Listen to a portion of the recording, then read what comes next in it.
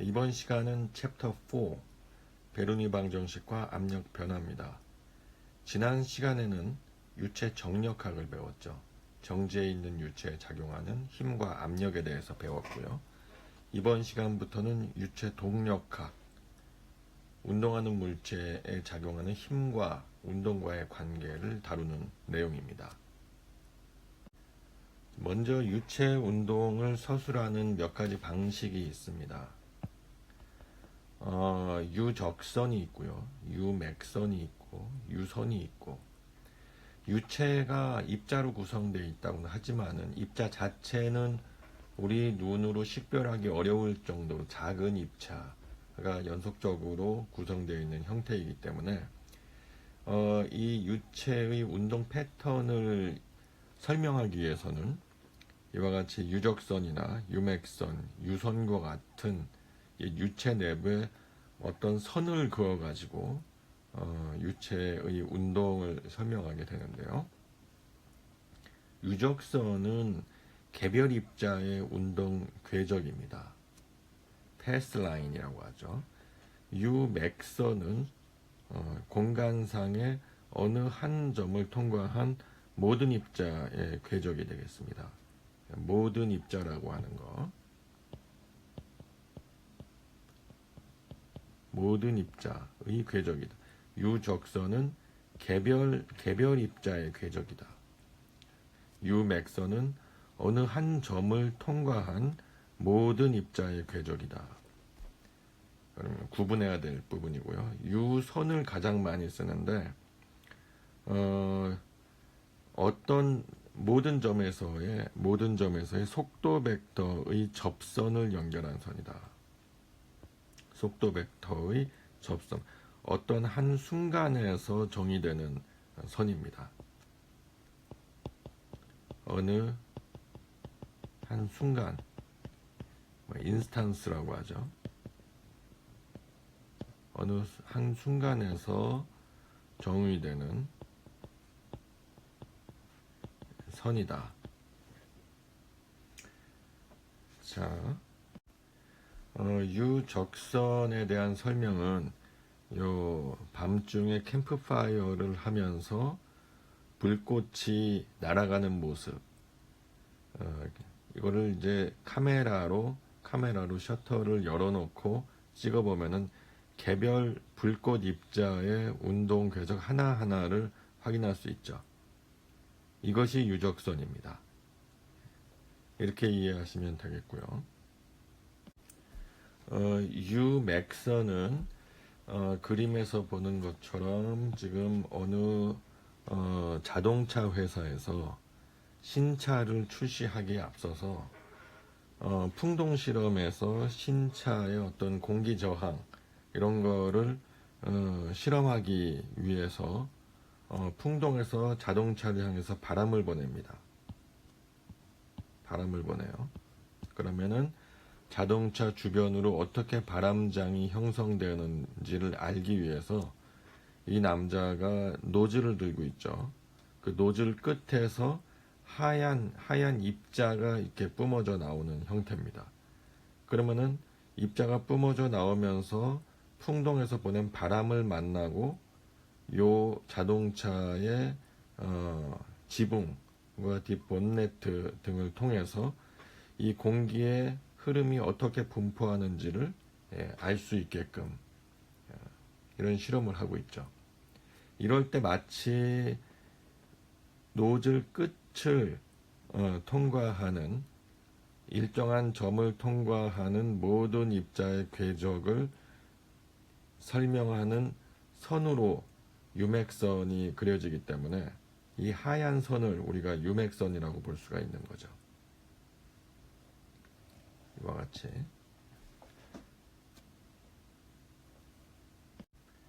이 유선은 유체 운동을 설명하기 위해서 가장 많이 사용하는 선인데 유체 입자 내의 어떤 점이건 간에 속도 벡터를 갖고 있겠죠. 그 속도 벡터를 접선으로 하는 모든 점을 연결한 선을 유선이라고 합니다. 이 유선의 특징은 유선을 따라서 이렇게 튜브 모양을 상상할 수가 있겠죠. 그러면 튜브의 앞뒤 단면을 따라서 유체가 들어오고 나가고 하는데, 이 유선의 정의상 이 튜브의 측면을 따라서는 흐름이 만들어질 수가 없다. 그게 이제 유선 튜브의 특징이 되겠습니다.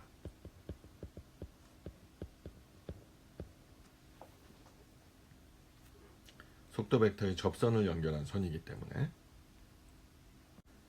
이 책의 그림 4.4에서는 유선과 유맥선, 유적선을 좀 더 여러분들한테 명확히 구분해 주기 위한 그림을 보여주고 있습니다. 4개의 그림이 보여지고 있는데요. A하고 B는 패스라인. 패스라인 뭐라고 했죠? 유적선이라고 했죠. 그 다음에 C하고 D가 스트리크 라인. 유맥선이라고 했습니다. 그리고 이 그림에서 바탕에 하늘색 화살표 선이 있죠. 이 선들이 바로 스트림라인, 유선인 것입니다. 근데 유선이 어떤 선은 수평 방향으로 화살표가 되어 있고, 어떤 선은 왼쪽 아래에서 오른쪽 위로 사선으로 올라가는 화살표가 있어요. 수평 방향은 t가 0에서 시작해가지고 t가 0일 때까지, t가 0에서 0일 때까지는 수평 방향으로 유속이 형성되다가 t가 t0를 넘어가면은 이제 사선 방향으로 유선이 형성된다는 겁니다. 수평 방향에서 t0를 기준으로 사선 방향으로 유선이 바뀌는 거예요. 유선이 유속의 속도 벡터라고 했으니까 유속의 방향이 틀어지는 거죠. 사선 방향으로. 자, 그러면 A와 B가 패스라인인데, A는 패스라인 of T는 T0, 그러니까 T는 0에서 T0까지인 거예요. 스타팅 포인트가 T는 0이죠. T는 0에서 요 빨간 점이 T는 0에서 시작해가지고 T0까지 움직이는 모든 궤적을 나타낸 거죠. T0가 되면 이 빨간 점이 여기까지 가 있는 거죠. 잘 알겠죠? T0에서 유선이 사선 방향으로 바뀌기 때문에 T가 T0를 넘어가게 되면은 이 궤적이 사선 방향의 유선을 따라서 궤적이 바뀌게 돼요. 그래서 결과적으로 T는 0에서부터 T는 T0, T는 얼마일지 모르지만 T0보다 큰 어느 시간까지 이와 같이 움직이게 되는 거예요. 이 점점 찍혀 있는 이 궤적이 유적선인 겁니다. 하나의 유체 입자를 따라가는 선이에요.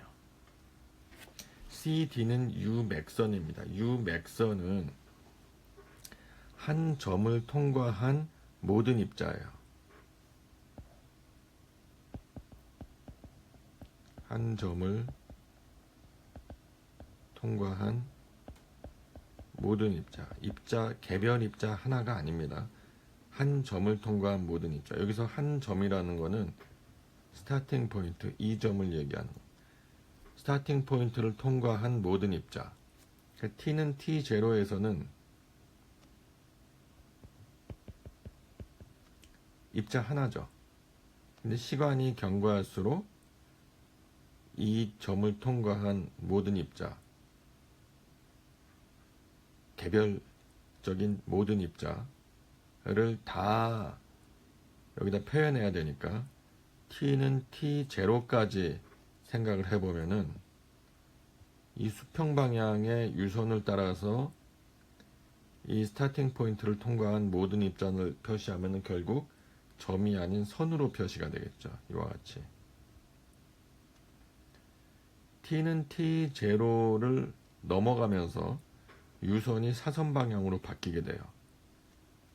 그러니까 이 t는 t0 이하에서 만들어진 이 궤적은 그대로 시프트 되면서 t0부터 이 스타팅 포인트 빨간 점을 통과한 입자들은 이제 사선 방향의 유선을 따라서 움직이고, t는 t0 이하에서 이미 사출된 이 빨간 입자들은 그대로 수평하게 나란히 사선 방향으로 이동해서 결과적으로는 t0를 넘어가는 어떤 시간에서의 궤적은 꺾어진 기역자처럼 이런 궤적이 만들어지는 겁니다.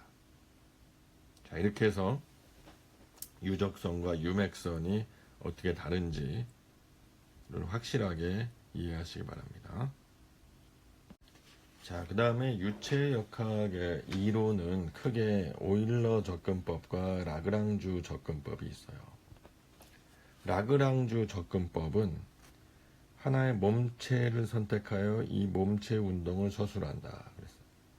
여기서 몸체라고 해도 좋고 하나의 입자, 파티클이라고 해도 좋습니다. 마찬가지예요. 입자든 몸체든 하나 움직이는 객체를 선택해 가지고 이 객체를 따라가면서 운동을 서술하는 방법을 라그랑주 접근법이라고 해요. 반면에 오일러 접근법은 입자 하나하나를 따라가는 게 아니라 공간에 이 프레임을 고정시켜 놓고 공간상에 이 프레임 하나를 고정시켜 놓고 이 프레임을 통과하는 모든 입자들의 평균적인 흐름을 가지고 유체의 운동을 서술하는 방식이 오일러 접근법이다. 자, 근데 강체역학에서는 라그랑주 접근법도 효과적이겠지만 유체와 같이 입자가 매우 작고 하나하나를 따라가기 매우 어려운 여건에서는 오일러 접근법이 주류를 이룰 수밖에 없겠죠. 자, 그래서 예를 들어서 설명하면 라그랑지아는 유체 입자 하나하나를 따라가기 때문에 유체가 이동한 시간을 가지고 유체의 속도나 위치를 표현을 해요. 속도는 결국 유체가 이동한 시간의 함수일 것이다. 이동한 거리도 역시 시간의 함수이죠. 시간이 지남에 따라서 위치와 속도가 계속 변하니까. 근데 오일러 방법에서는 입자 하나하나를 따라가지 않기 때문에 공간상에 고정된 이 프레임, 위치가 고정되어 있다면 위치가 고정되어 있다는 얘기는 여기서 연직 방향의 Z값이 고정되어 있다는 얘기와 마찬가지죠. 그래서 이 고정된 위치를 통과할 때 유체의 속도와 거리 또는 시간 이런 거를 표현하는 방법을 이제 오일러리안 접근법에서 주로 사용하는 방법이 되는 것이죠. 그래서 유체가 오일러 접근법에서는 뭔가 어떤 위치의 함수로 표현이 되는, 그리고 움직인 시간도 역시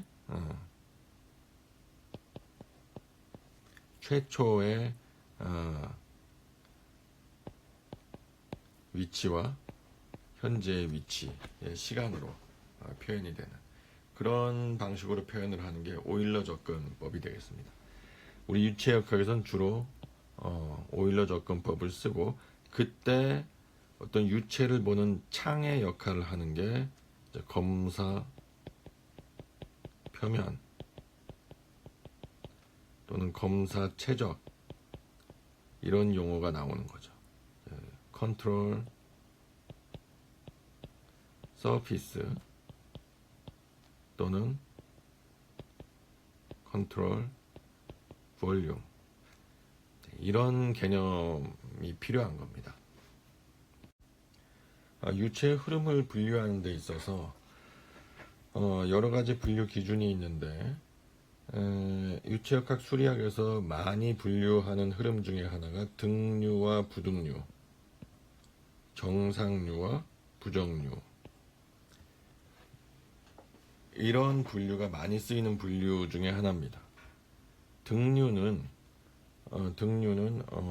공간상의 어느 특정한 시간에, 어떤 특정한 시간에서 공간적으로 속도의 변화가 없는 거예요. 공간적으로 속도의 변화가 없다.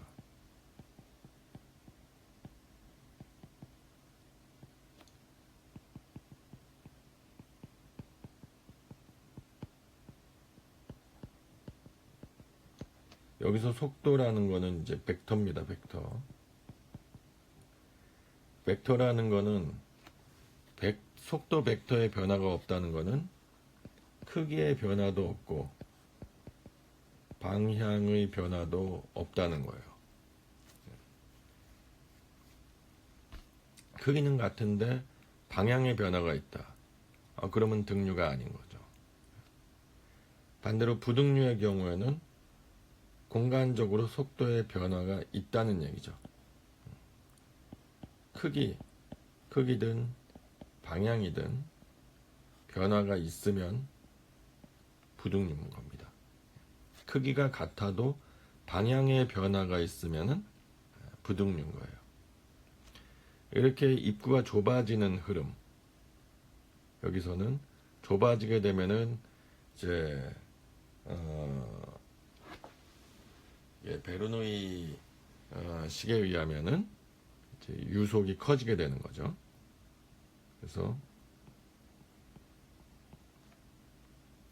유속이 점점 입구가 좁아지면서 유속이 커진다. 그러니까 속도의 유속의 크기도 변하고 방향도 변하고 있죠. 방향이 변하고 있는 거예요. 지금 이 방향에서 이 방향으로 속도 벡터가 변하고 있지 않습니까? 방향이, 크기도 변하고 방향. 이 경우에는 설령 크기가 변하고 있지 않더라도 방향만이라도 변하고 있으면은 부등류라고 보는 겁니다. 자, 여기 이제 B번은 이제 회전하고 있는 와류의 형태인데요. 유선은 서로 나란하지만 방향이 변하고 있죠.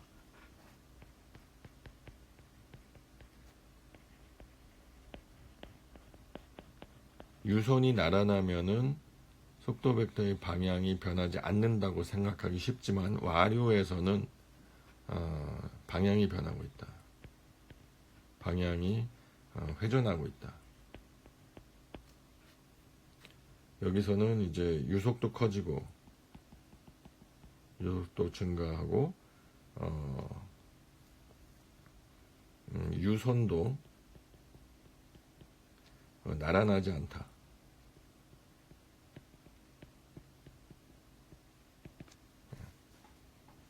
등류의 경우에는 일단 유선이 나란해야 돼요.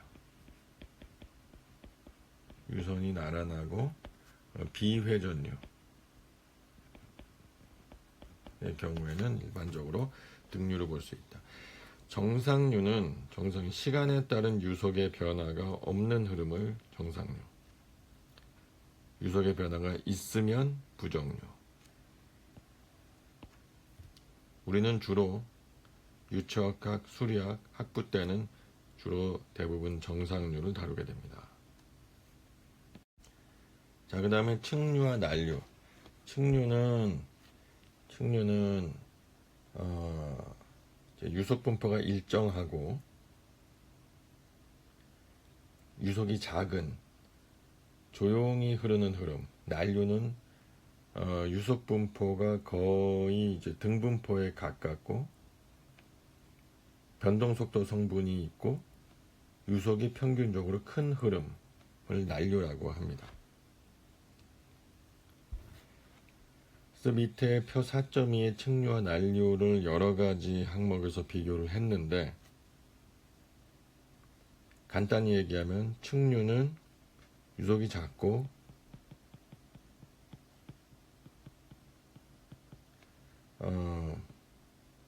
속도의 유속의 변동 성분이 작은 흐름.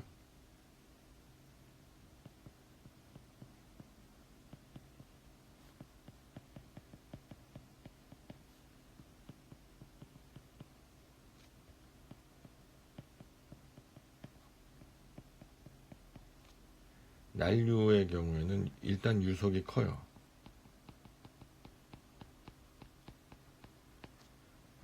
이게 변동 성분, 공간적인 유속의 변동 성분은 사실 난류 성분이라고 하는데, 유속의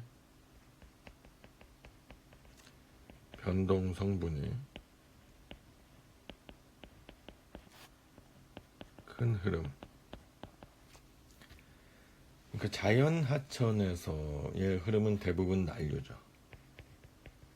자연 상태에서 측류는 거의 발견하기가 어려워요. 그런데 반대로 이 측류가 굉장히 중요한 경우가 있어요.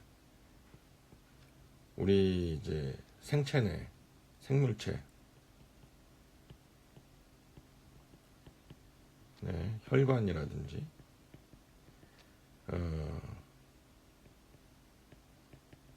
림프관 내의 흐름은 대부분 측류예요. 그래서 바이오메디컬 이런 분야에서는 측류 흐름이 굉장히 중요합니다. 하지만 우리 같은 이제 하천공학, 스케일이 큰 하천공학에서는 측류보다는 난류가 굉장히 중요한 지배적인 흐름이다.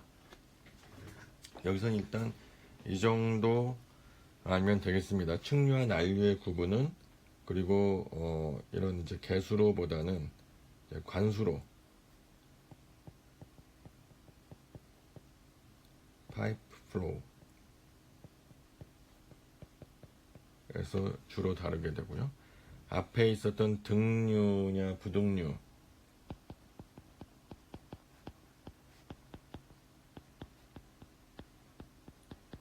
얘는 이제 개수로에서 많이 좀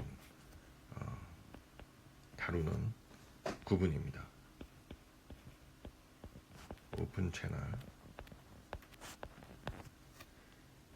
그러면 관수로와 개수로의 구분은 뭐냐? 관을 따라 흐르면 관수로고, 그러면 뭐 수로를 따라 흐르면 개수로냐? 구분은 명확해요. 관수로는 이제 만관 상태에서 관을 꽉 채워서 압력차에 의해서 흐르는 흐름.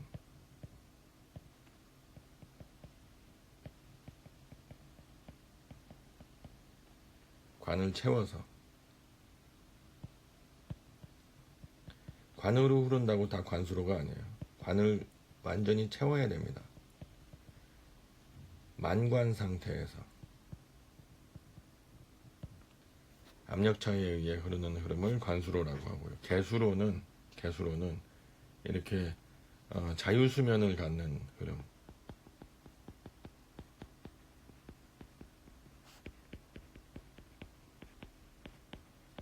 열려있다고 해서 다 개수로가 아니고, 열려있으면 대부분 개수로겠죠.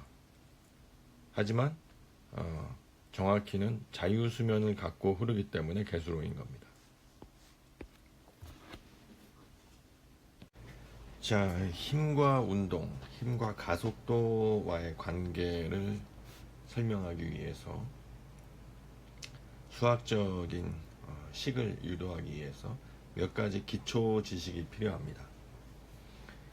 먼저 전미분과 편미분과의 관계. 어떤 함수 f가 있는데 f가 x와 t의 함수다. 또는 이제 같은 내용인데 f가 x와 t의 함수인데 f가 x의 함수인데 x가 t의 함수로 이렇게 표시될 때 이것도 이제 f가 x와 t의 함수로 표시되는 것과 마찬가지 내용이 되는 거죠. 이렇게 될 때 f가 xt 두 가지 변수에 대한 함수로 나타낼 때 이 f의 전미분과 편미분은 서로 다르다 하는 거예요. 어떻게 다르냐 하면은 f의 t에 대한 전미분은 간단히 df dt로 표시될 수 있고, 얘는 x와 t 각각에 대한 편미분으로 나타내면은 df dx 곱하기 dx 오버 dt 플러스 df dt dt dt 이렇게 나누어서 쓸 수 있다. dt분의 dt는 1이 되죠. 그리고 dt분의 dx는 x방향의 유속이 됩니다. 따라서 이건 결국 v 곱하기 라운드 f 라운드 x 플러스 라운드 f 라운드 t 이렇게 해서 전미분을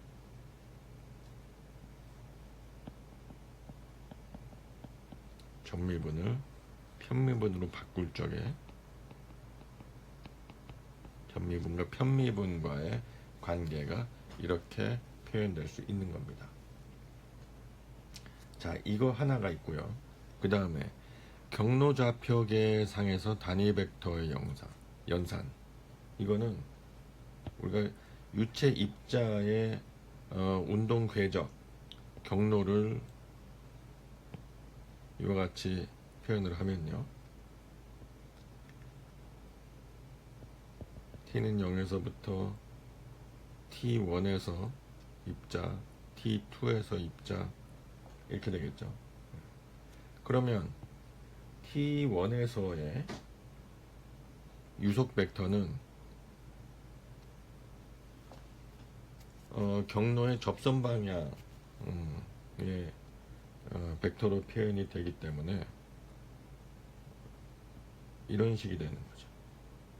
이 t1에서의 접선 방향 벡터를 이 t1이라고 하고, t2에서의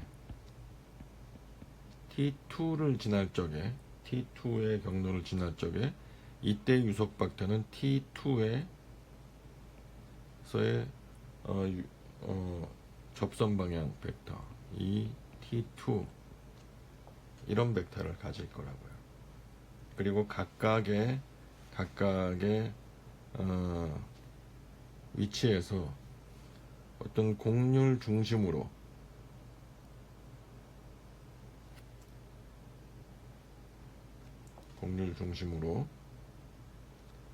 델타 세타의 각이 만들어지고, 각각은 이제 곡률 반경 뭐 R1, R2인데 델타 세타가 작다고 하면은 R1과 R2가 거의 같아지겠죠.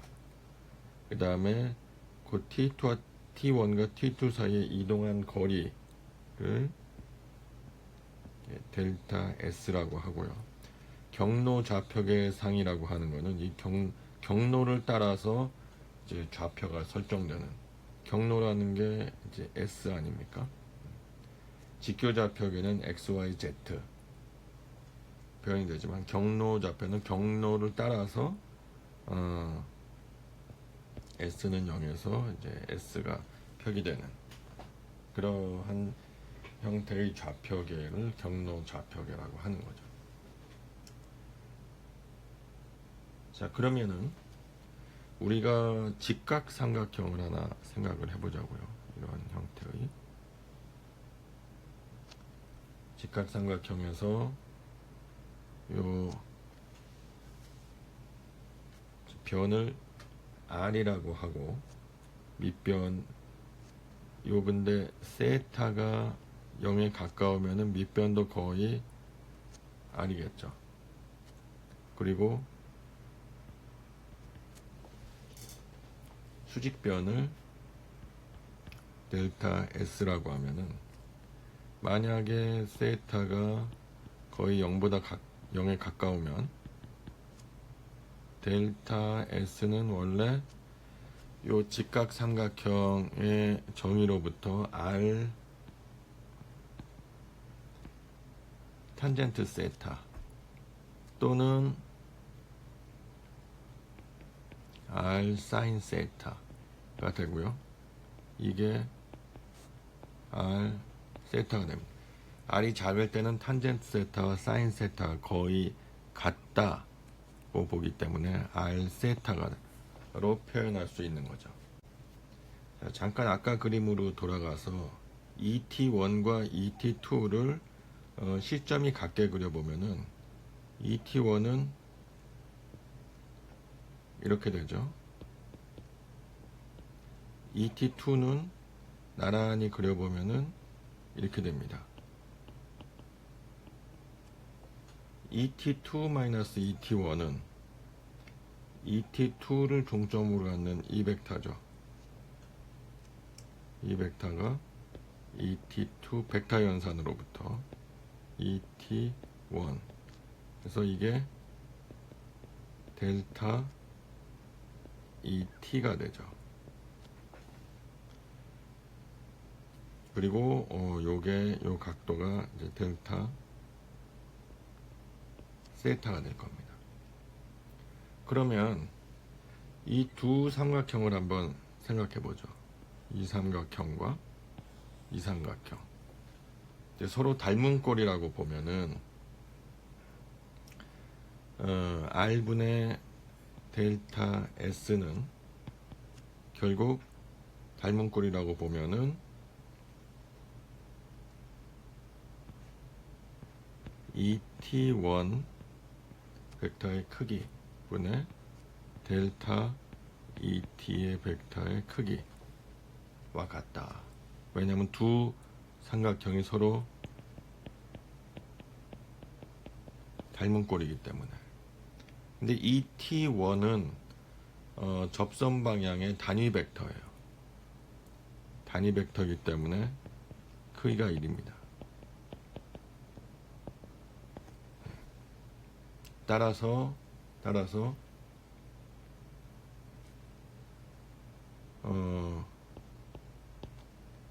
R분의 1은 델타 S분의 델타 ET라고 볼 수가 있는데, 그렇다면은 델타 S분의 ET는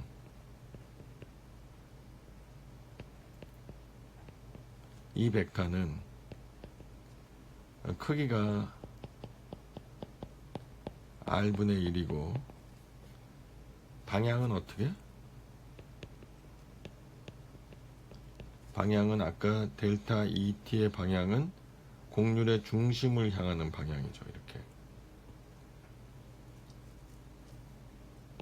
ET와 직각으로 곡률 중심을 향한다.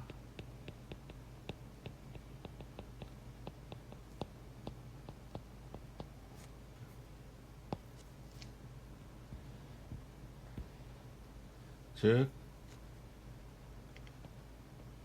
ds분의 dt는 리미트에 델타 s를 이제 0으로 보낼 때 델타 s분의 델타 et니까 얘는 결국 r분의 1 곱하기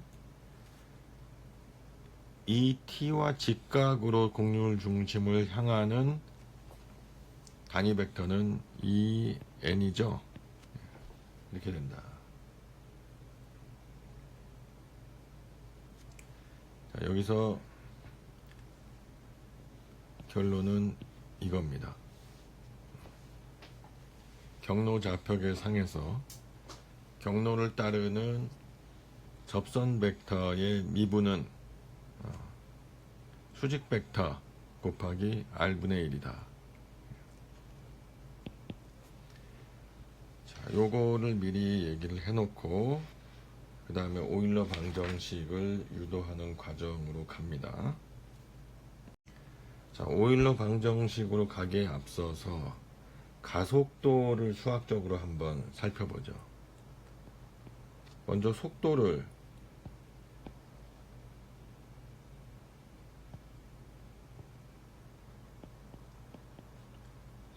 우리가 경로 좌표계에서 v 곱하기 접선 방향의 속도는 항상 유선의 접선 방향이니까요.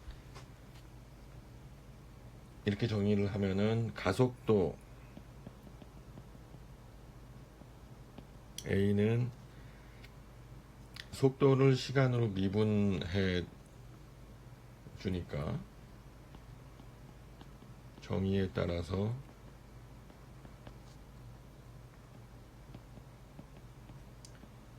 dv 나누기 dt는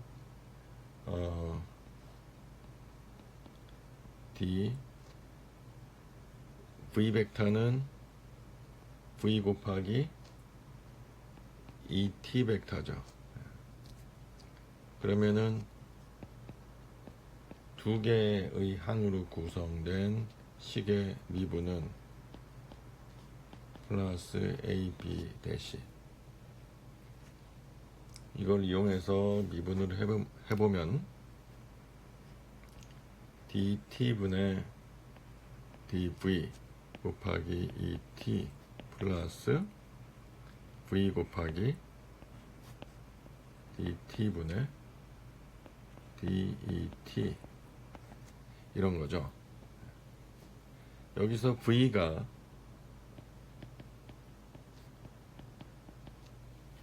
경로와 시간에 대한 함수이므로 앞에서 배웠던 전미분을 편미분으로 바꿔주는 그 식을 이용하면은 d의 시간에 대한 전미분은 라운드 v 라운드 s ds 나누기 dt 플러스 라운드 v 라운드 t dt분의 dt 해서 이건 지워지고요. dt분의 ds가 v가 되죠. 따라서 식은 v 곱하기 라운드 v 오버 라운드 s 플러스 라운드 t 이렇게 됩니다. 그리고 이제 방금 전 페이지에서 배웠던 그런 식을 이용해서 이 t를 t에 대해서 미분을 해주면 얘는 라운드 et 라운드 s ds dt 플러스 라운드 et 라운드 t dt dt 해서 역시 dt분의 ds는 여기서도 v가 되죠. 자, 그런데 우리가 앞에서 배우기를 ds분의 det는 r분의 1 en이라고 배웠죠. 따라서 이 식은 r분의 v 곱하기 en 플러스 라운드 t분의 라운드 et가 됩니다. 자, 이래 정리를 하면은 따라서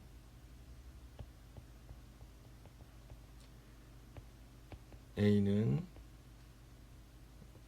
V 곱하기 라운드 V 오브 라운드 S 플러스 라운드 T분의 라운드 V 이 T 플러스 V 곱하기 R분의 V EN 플러스 라운드 T분의 라운드 ET 이렇게 되는 거죠. 그럼 여기서 만약에 정상류라고 하면은 이런 항들이 이제 0이 되는 거죠. 이런 것도 0이 되고, 따라서 결론적으로 가속도는 V 곱하기 라운드 V 라운드 S ET 플러스 R분의 V제곱 EN. 그래서 곡선으로 운동하는 이 입자는 이제 유속은 접선 방향의 유속만 같지만 가속도는 접선 방향과 접선의 수직 곡률 중심 방향의 가속도 성분을 모두 갖는다. 이것이 결론이고요. 만일 유선이 직선이라면 R이 무한대라는 얘기죠. 이렇게 되면은 가속도는 V 곱하기 라운드 V 라운드 S 이 성분만 간다. 왜 두 번째 곡률 중심의 가속도 성분에서 분모가 무한대로 가면은 이제 0이 되잖아요. 그래서 접선 방향의 가속도 성분만 갖는다. 예제를 하나 풀어보겠습니다. 예제 4.1 관의 단면이 좁아지는 즉 관을 흐르면서 노즐이 되겠죠. 노즐 또는 관의 단면이 좁아지는 관 부위를 지나면서 속도가 변해요. 속도가 커지겠죠. 이와 같이 이제 속도가 커진다. 길이 방향으로. 속도 U0는 유입속도, L은 노즐의 길이인데 유입속도는 10m/s고 길이는 0.5m. 속도가 각 단면에 걸쳐 균일하다. 이제 길이 방향으로 균일하다는 게 아니라 요 단면에 걸쳐서 이제 속도가 다 같다 이거예요.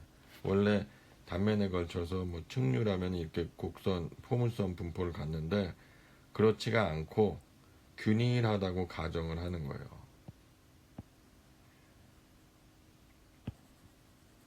그러면 노즐의 중간 단면이니까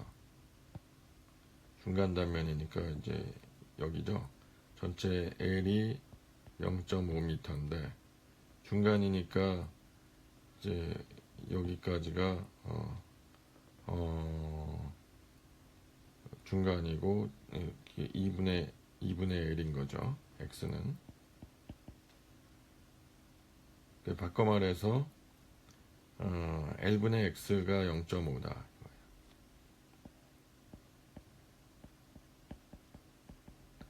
여기서 가속도를 구해라. 자, 방금 배웠던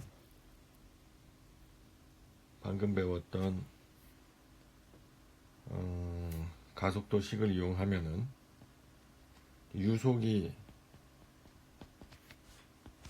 1-0.5 L분의 X분의 10이다. U0가 10이라고 했으니까.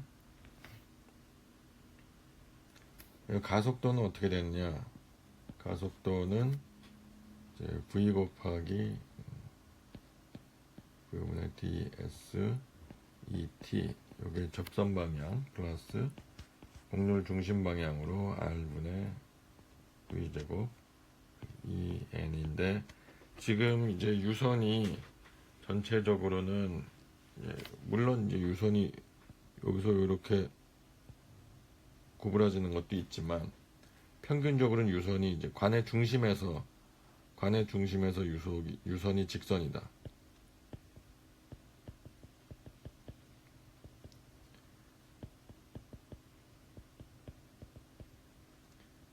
r이 무한된 거죠. 그러니까 이 항이 없어지는 겁니다. 그래서 이거는 이제 여기 문제에서는 x방향 요소 u로 놓고 그렇으니까 이거는 u 곱하기 u 라운드 x 하기 2t 이런 게 되는 거죠. 그러면은 이제 dx분의 du 이걸 먼저 해보면은 u를 x에 대해서 미분하는 거예요. 그걸 미분을 하면은 자 보세요.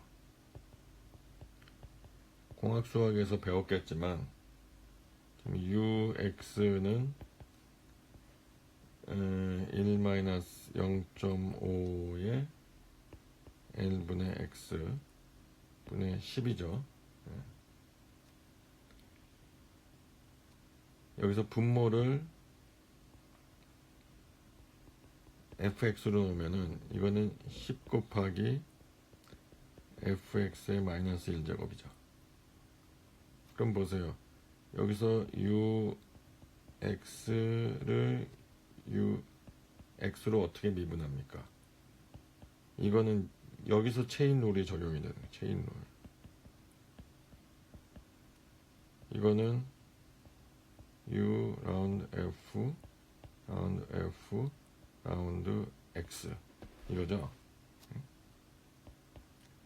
이게 전미분 편미분 그 변환하고 비슷한 부분도 있지만 그렇게 하면은 u로 미분을 하면은 10 곱하기 이제 10 곱하기 f로 하면은 마이너스 10 곱하기 fx의 마이너스 2제곱이죠.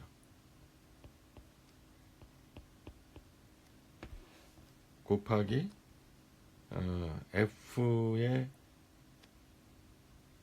x에 대한 미분 이거는 마이너스 l분의 0.5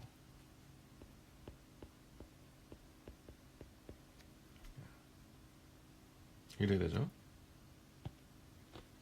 자, 이거를 이용해 가지고 du dx 이 함수를 구해 보면은 결과적으로 방금 했던 것과 마찬가지로 1 마이너스 이겁니다. 0.5 곱하기 l분의 x의 제곱분의 마이너스 10 곱하기 마이너스 l분의 0.5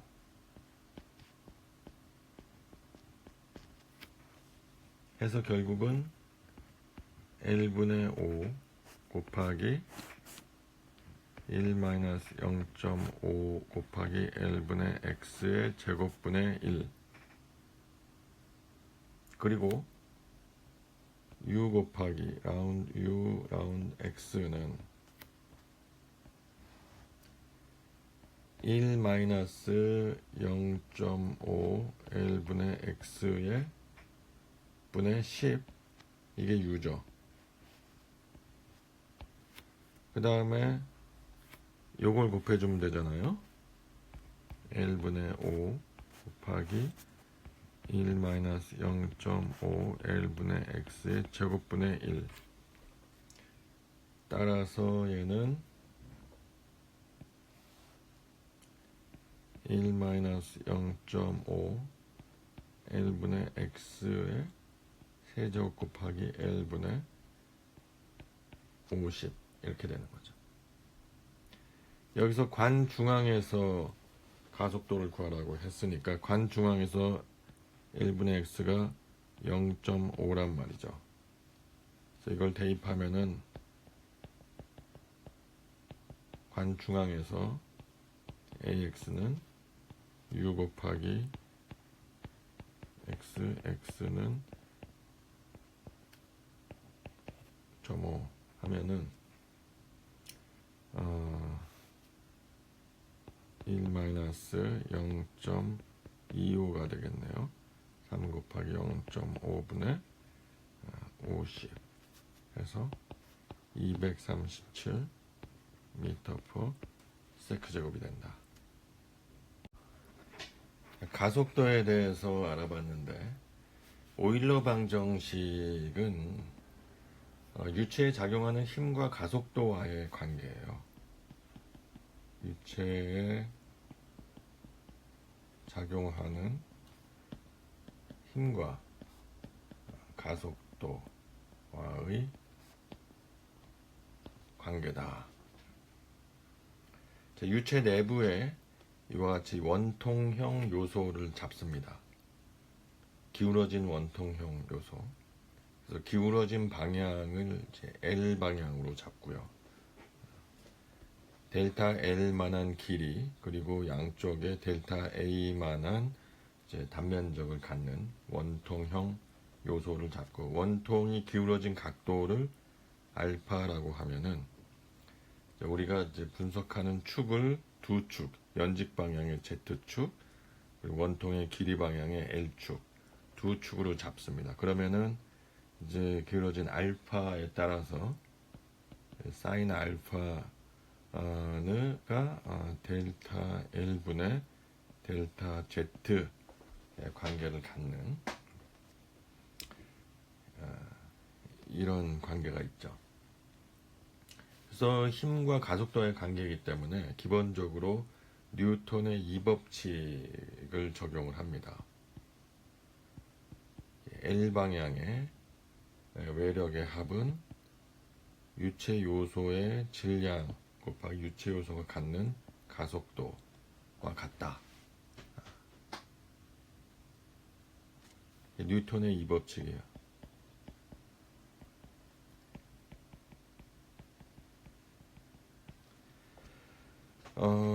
작용하는 외력은 크게 두 개죠. 양쪽 끝에 단면에 작용하는 압력, 그리고 측면에 작용하는 압력, 그리고 유체 요소의 자중 WL. 그래서 결과적으로 FP 플러스 FG, 이게 M 곱하기 AL이 되는 거죠. 그래서 이걸 1번식으로 놓고, 그러면 유체 요소의 질량은 부피 곱하기 질량 밀도니까 로 곱하기 델타 A 곱하기 델타 L이 되겠고요. FP는 양쪽에 작용하는 압력인데, P 곱하기 델타 A가 왼쪽 면에 적용하는 압력. 마이너스 작용 방향이 서로 반대죠. 이렇게. P 플러스 델타 P 곱하기 델타 A 하면은 마이너스 델타 P 델타 A가 된단 말이에요. 원통 측면에 작용하는 압력은 생각할 필요가 없는 게, 원통 측면에 작용하는 힘은 L방향 성분이 없단 말이에요. 분이 없으므로 생각할 필요가 없죠. 생각할 필요가 없다. 그리고 FG는 무게에 의한 자중 마이너스, 이게 이제 L 방향 성분은 마이너스 방향이죠. 마이너스 델타 WL이 되고요. 이거는 마이너스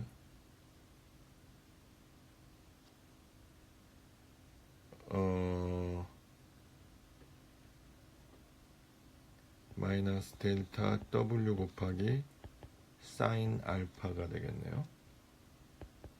이게 마이너스, 그렇게 되면은 델타 W 사인 알파는 델타 L분의 델타 Z가 되겠죠.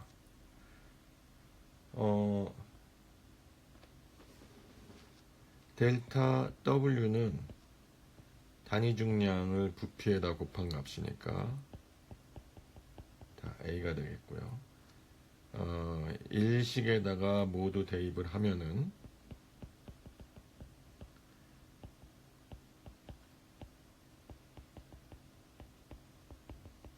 마이너스 델타 P 델타 A 마이너스 갬마 곱하기 델타 L 델타 A 곱하기 델타 L분의 델타 G는 로 곱하기 델타 L 델타 A 곱하기 AL 이런 식이 되죠. 이거를 2번식이라 놓고, 자 그럼 2번식을 전체적으로 델타 A 곱하기 델타 L로 나눠주게 되면은 마이너스 델타 L분의 델타 P 마이너스 갬마 델타 L분의 델타 G는 로 곱하기 AL이 되겠죠. 이걸 미분식으로 표현을 하면 델타 L을 0으로 보내주면 미분식이 되는 거죠. 마이너스 라운드 P 라운드 L 마이너스 갬마의 라운드 G 라운드 L은 로 곱하기 A의 L.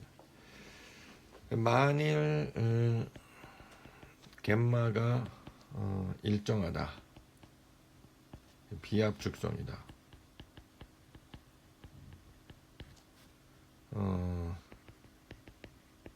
하다고 하면은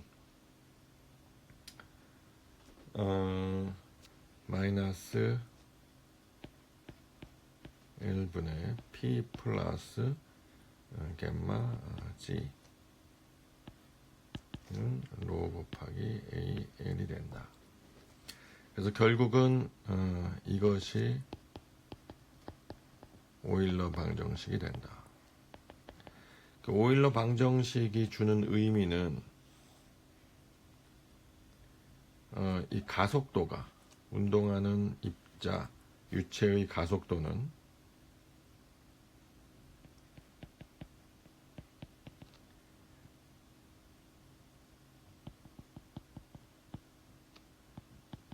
또는 운동하는 거리에 따른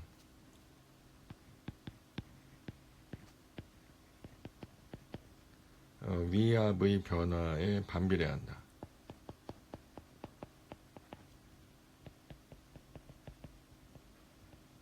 변화에 반비례한다. 이게 뭐 비례 반비례는 Z축을 어디로부터 잡느냐에 따라서, 지금은 Z축을 아래에서 위방향으로 보는 것과 같이 아래에서 위방향 이걸로 잡았기 때문에 반비례라고 하지만, 만약에 이제 Z축이 수신 방향으로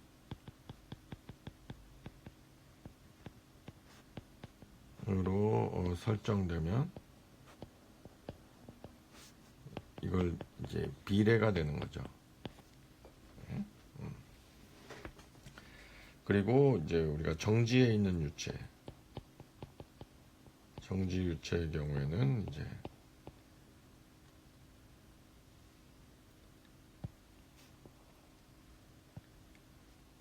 일방향에 따라서 P 플러스 갬마 G는 0.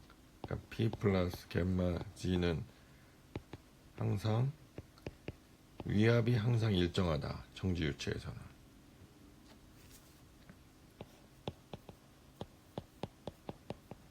체에서는 위압이 일정하다. 3장에서 배웠지 않습니까? 이렇게 되는 거죠. 그래서 여기 보면 오일러 방정식의 물리적인 의미 해가지고 사례 1, 2, 3 나오는데 한번 읽어보시고요. 예제 4.2를 풀어보겠습니다. 자, 연직 방향으로 운동하고 있는 피스톤에 물기둥이 차 있죠. 10cm 수심의 물기둥이 차 있고요. 피스톤이 연직 방향으로 100m/s의 속도로 가속되고 있다. 물기둥의 깊이가 10cm일 때 피스톤에 작용하는 계기 압력을 구하라. 물의 밀도는 물 자체의 무게도 있는데 연직 방향으로 가속되고 있으니까 물의 무게와에 의한 가속도와 이 자체 피스톤에 의한 가속도가 합해져서 피스톤에 가해지는 계기 압력이 되겠다. 그걸 구하라 하는 얘기. 따라서 여기 이 문제를 풀기 위한 가정은 지금 연직 방향의 가속도는 100m/s 제곱 일정하게 주어져 있다. 가속도가 일정하다. 두 번째는 점성의 영향은 무시한다. 세 번째가 비압축성이다. 그래서 물의 질량 밀도는 10의 3승 kg/세제곱미터다. 먼저 오일러 방정식을 써보면은 dz d p 플러스 겜마 z가 마이너스 로의 z 방향의 가속도다. 이거를 1과 2 사이에서 한번 적분을 해보자. 사이에서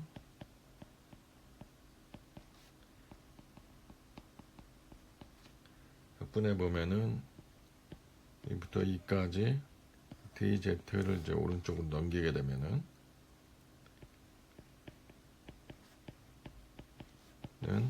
마이너스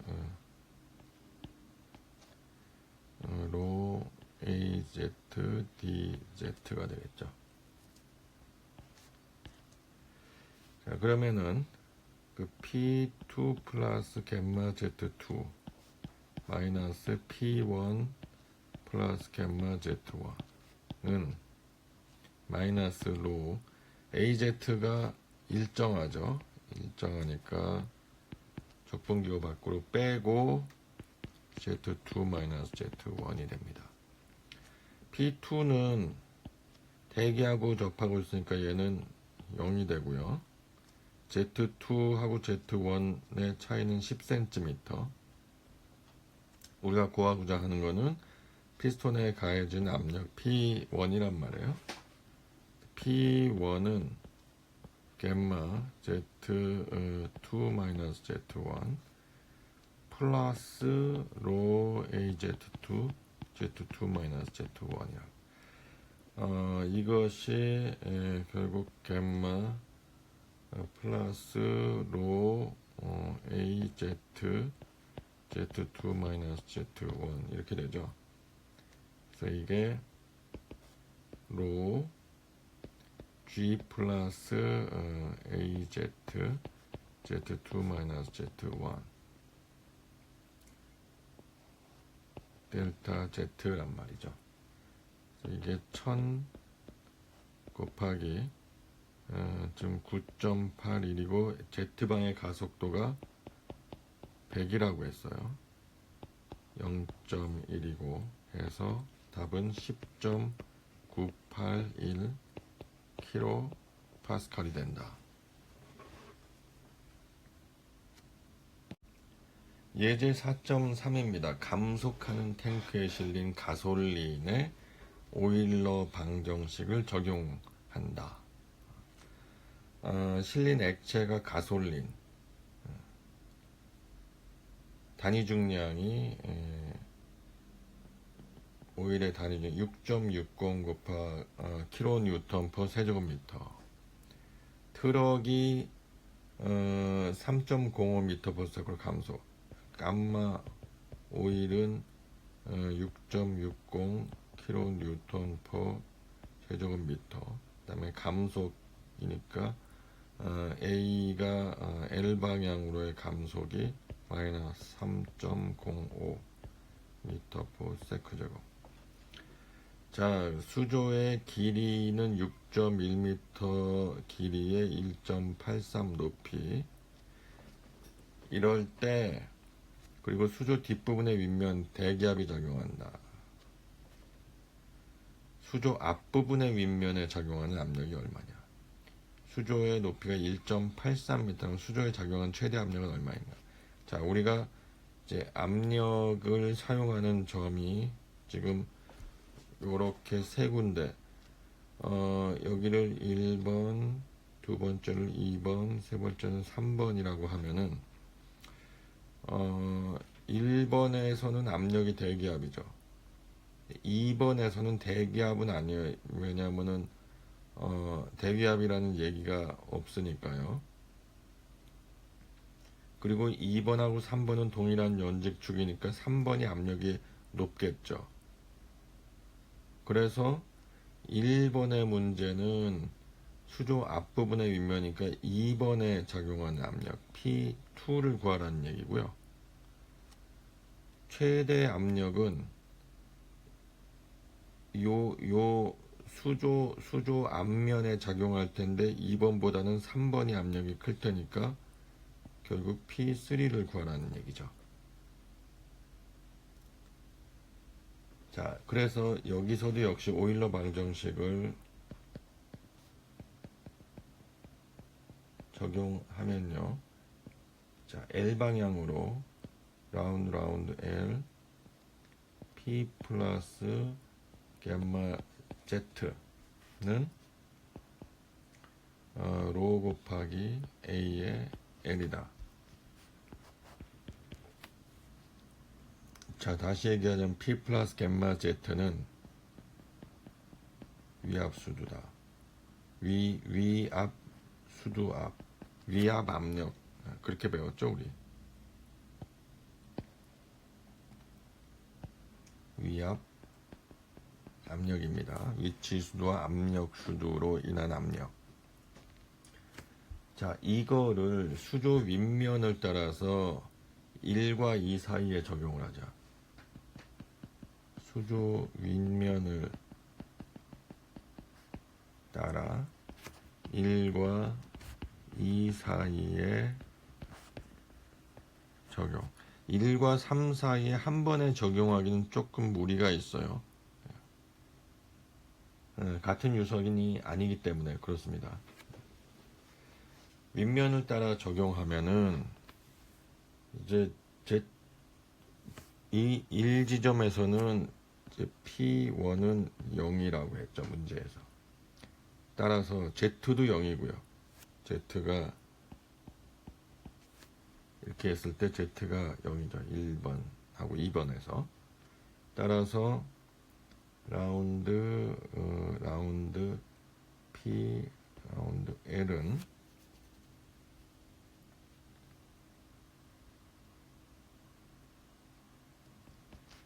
로 곱하기 A의 L이 된다.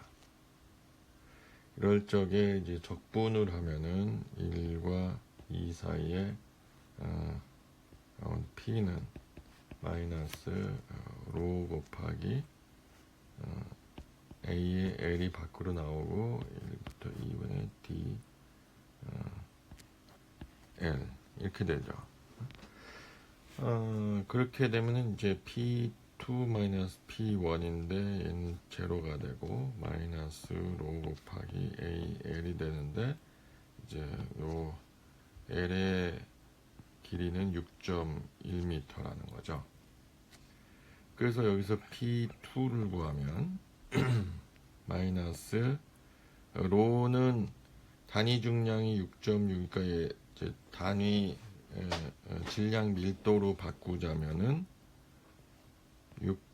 6600을 9.81로 나눠주면 되고요.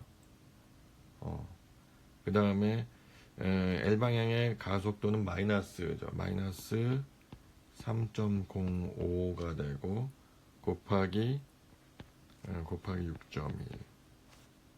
하면은 마이너스 상쇄되고 결과적으로 12.5 킬로파스칼이 된다.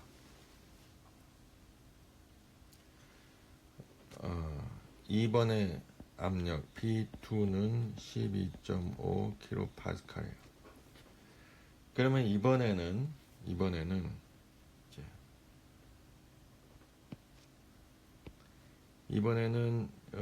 이 3면을 따라서 연직 방향으로 한번 적용해요. 연직 방향.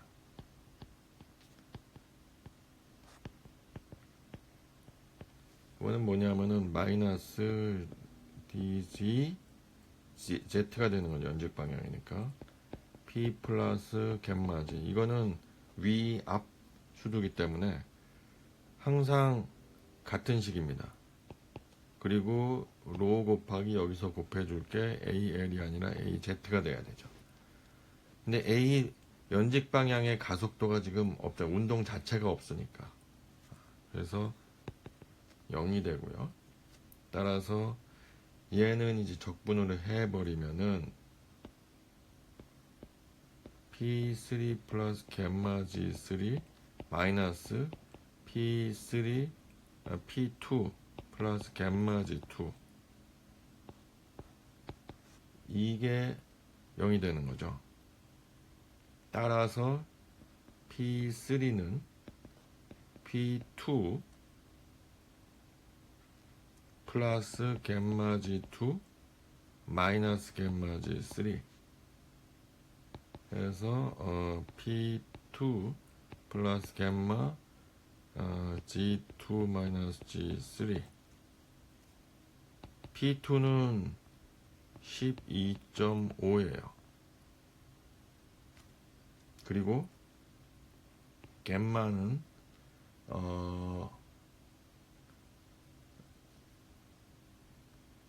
6.6K죠.